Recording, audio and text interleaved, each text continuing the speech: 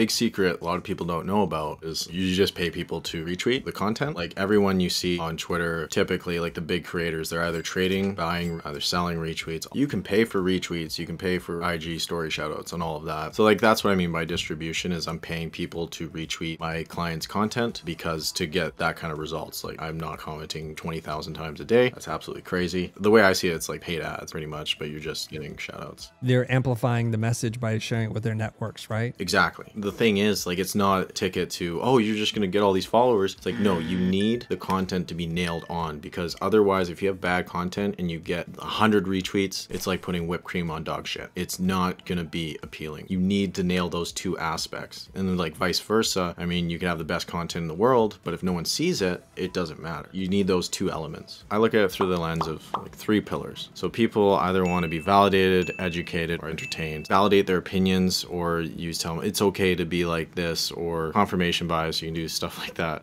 They want to be educated, so that'd be more value. This is how you do X, Y, and Z. They want to be entertained, so that could be memes, shit posts, stuff like that. But like those are the 3 pillars I kind of think of it, just to simplify it. I just kind of rotate it between that. And like the way I think of it is, okay, so you got personal content, so that's your stories, that's your opinions, your worldview, stuff like that. And then you have authority, which is more of the educate, the value stuff. This is how you do X, Y, Z. It can even be like how I did big achievement step by step. So it's kind of like a personal and an authority. So you can see how you mix the two. And then there's the growth content. That's more of the general broad stuff that maybe like 10 Google Chrome extensions that you'll love or stuff like, I don't know, like the more general stuff that gets eyes on your account. Mixing those 3, the personal, authority, the growth content, and you just kind of rotate those. I feel like that's what gives you the best bang for your buck, because you're also developing your relationship with your audience through the personal. You're giving them the value, which is raising your authority, and then you have the growth content that mainly gets eyes on your account. So if you just think of it through that lens and just rotate, that's my basic framework. I like to keep things simple because I think it scales better. I try to write one actionable piece of advice every day. Aside from that, I write about whatever. A lot of people say, I don't have a story. I don't have an interesting thing. And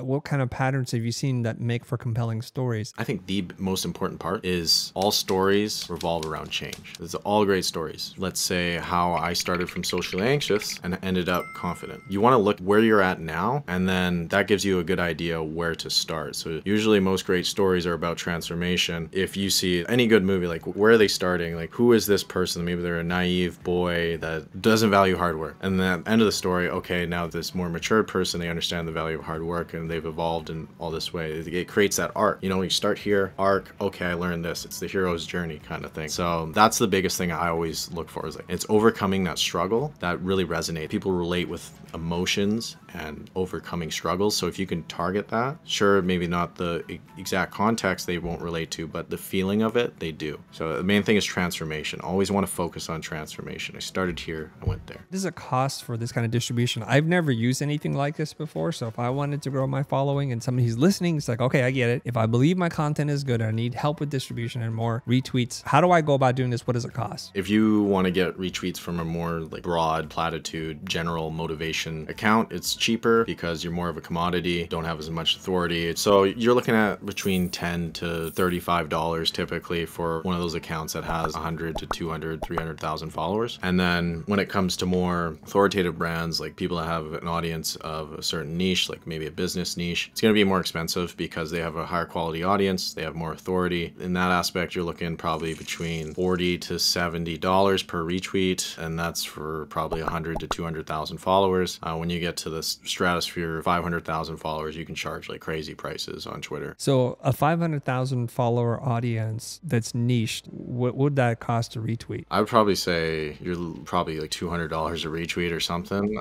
I'm just ballparking though. I know a creator, I think he's got 500,000 followers and he's decently well known. He's charging like $6,000 for 20 retweets or 30 retweets. Like it's just nuts. This is probably the easiest money ever to make once you develop your audience, right? Yes. Because literally you just have to say something. It blows my mind still to this day. It's like, I just hit a button, I just made $40, $50, $60. It's like, what? It's nuts. At what point in which you're able to trade on your following for a client who's like, I want you to do what you do for me? How many followers? How long ago was this? So I started my ghostwriting agency in November of 2021. Within 28 days of launching, I was at 11K a month. I only had, I think, 5,000 followers at the time. That was around the start of like before ghostwriting was really well known. I mean, it's still not really well known. Right away, I was charging 3K a month out the gate. I didn't even promote my landing page, not to this day, like not even once. It was just a link in bio. Here's my website. Here's my copy on my landing page. And yeah, I had someone fill out a form, landed them for 3K a month. And then